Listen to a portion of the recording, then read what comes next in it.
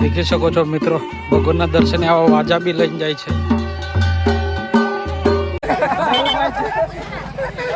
આખો માહોલ જ રંગીનમય છે અહીંયા તો.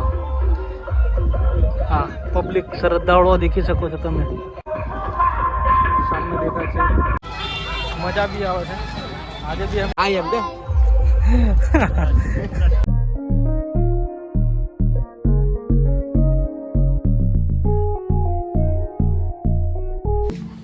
નમસ્કાર મિત્રો, હું છું કે બારિયા ફ્રોમ દેવગઢ બારિયા. નવા એક બ્લોગમાં તમારા બધાનું હાર્દિક સ્વાગત છે. આજે હું આવ્યો છું બાબા નળેશ્વર દાદાને ત્યાં, આજે 11ના નિમિત્તે. તો ચાલો હું તમને દર્શન કરાવું અને મેળાની મજા માણીએ. તો ચાલો.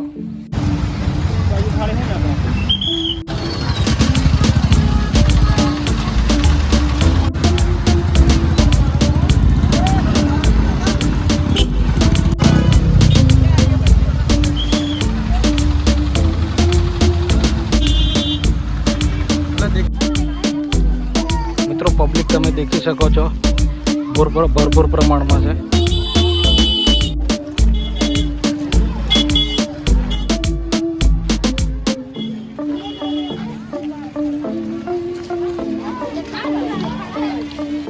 અહીંયા ટેટી, શક્કર ટેટી છે, દ્રાક્ષ છે.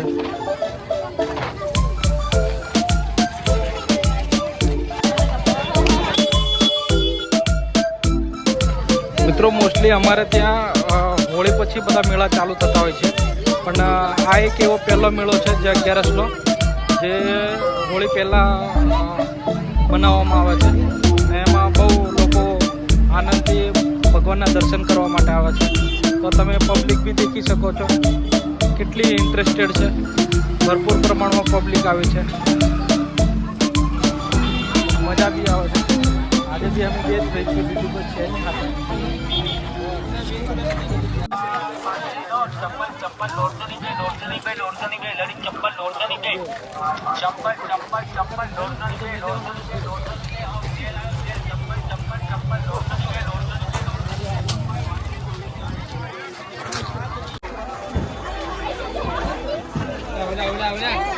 દેખી શકો છો અમારા જૂના મિત્રો મળી ગયા છે. 11-12 કઈ સંદેશ ચાલવા છે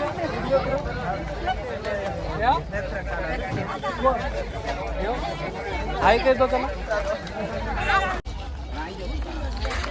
મિત્રો. અહીં ખૂબ મોટા પ્રમાણમાં પબ્લિક આવી છે અને એમાં તમે દેખી શકો છો પ્રસાદ માટે નારિયેળ, તરબૂચ, જે મેળાની બધી જ આઈટમો છે, ફળ ફ્રૂટથી માંડીને રમકડા છે, બધું જ અવેલેબલ છે. અને બધા લોકો મજા માણે છે આજના ધન માટે.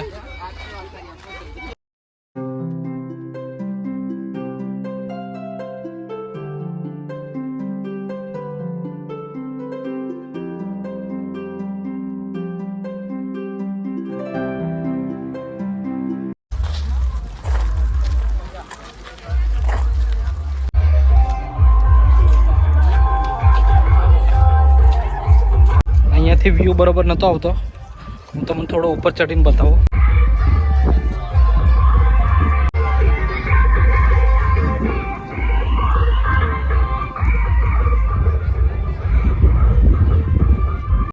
મિત્રો એનો માહોલ એટલો મસ્ત છે ને કે તમે દેખી શકો છો, બધા આનંદિત છે. ડીજે બી એટલું મસ્ત વાગે છે ત્યાં. કદાચ અવાજ તમને આવતો છે, ઝૂમ કરીને બતાવો. અહીંયા ડીજે ગોઠવવામાં આવ્યું છે. ઓસમ ફિલિંગ આવે છે અને આખો માહોલ જ રંગીનમય છે અહીંયા તો. હા, પબ્લિક શ્રદ્ધાળુઓ દેખી શકો છો તમે,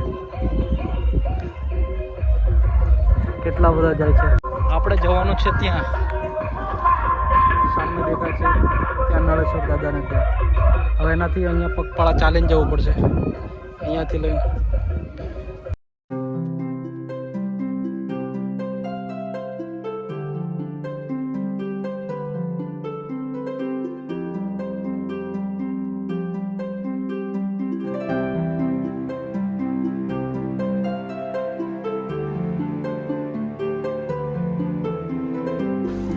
છે કે આમ મોટો રાઉન્ડ મારવાનો છે, આમ થતી આમ ત્યાં સુધી જવાનું છે આપણે.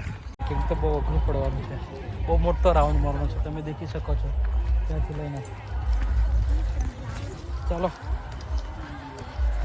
છેક જવું તો પડશે, ભગવાનના દર્શન માટે આવ્યા છે તો ધીરે ધીરે ફાસ્ટ ચાલ હેડ.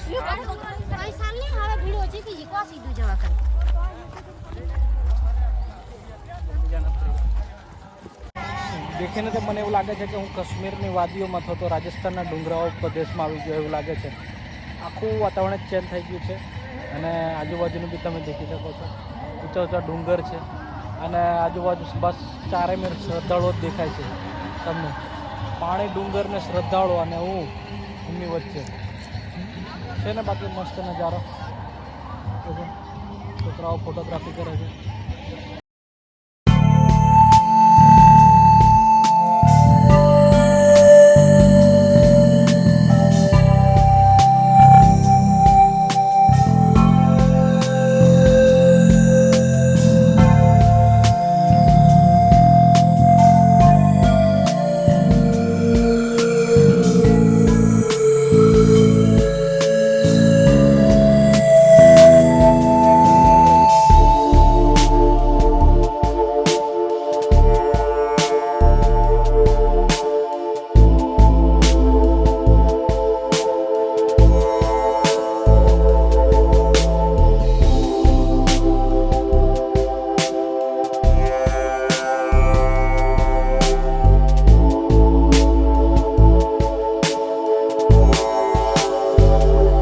જબરું ચાલ્યા, ફાઇનલી પહોંચી ગયા છે અમે મંદિરે.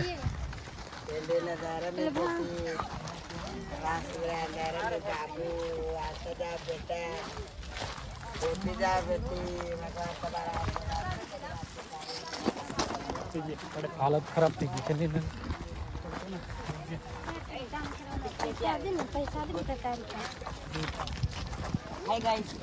હાય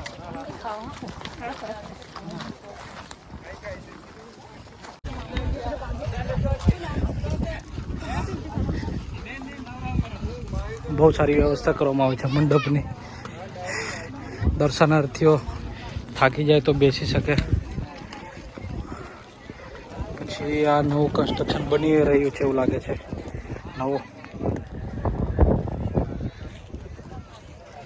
વ્યૂ તમે દેખી શકો છો, એકદમ ઓસમ વ્યૂ છે, જબરજસ્ત. અને રાજસ્થાનનો લુક આવે છે. આ મિત્રો અદલવાડા ડેમ છે, તમે દેખો છો એ.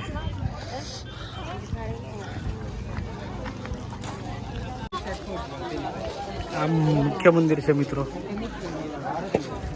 અત્યારે બહુ જ ટ્રાફિક છે.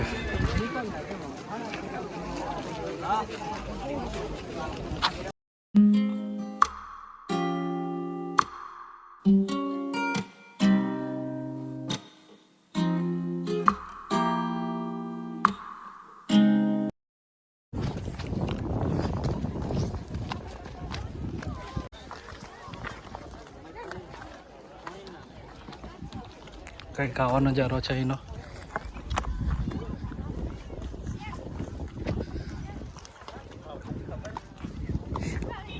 રસ્તો ઉબડ ખાબડ છે, પથરાવાળો.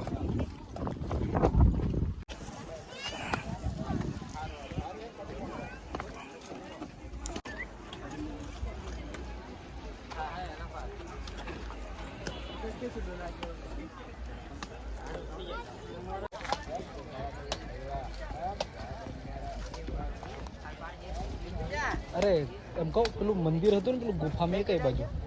એ બાજુ કોને પાણી. ઓકે, પાણી આવી ગયું છે એટલે ને.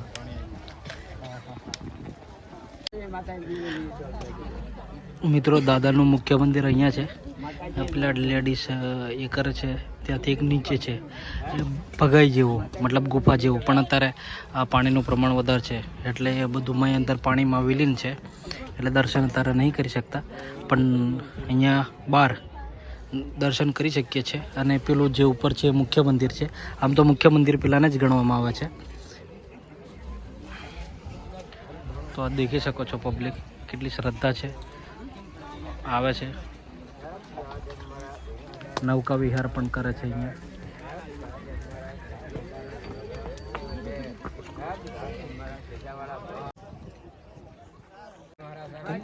મિત્રો મુખ્ય મંદિર પાણીની મય વિલીન છે, પણ અહીંયા એક બનાવવામાં આવ્યું છે. દર્શન કરીએ.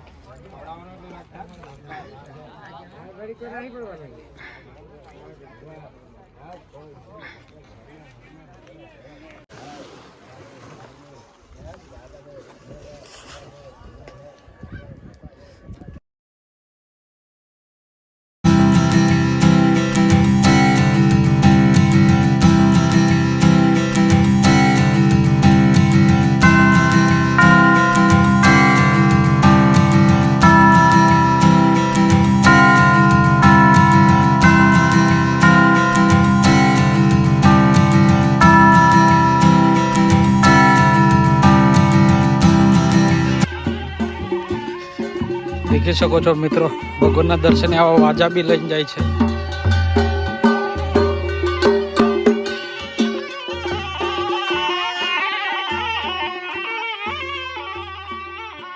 દર્શન કરીને રિટર્ન થઈ ગયા છે, તો બી દર્શન આ રીતેનો તમે ફ્લો દેખી શકો છો. એટલો ને એટલો જ છે, કન્ટિન્યુ બીજા આવે છે, બીજા જાય છે. તો ચલો આ વ્લોગ અહીંયા સમાપ્ત કરીએ. નવા વ્લોગમાં બહુ જલ્દીથી મળશું. ત્યાં સુધી જય હિન્દ, જય ભારત, જય માતાજી.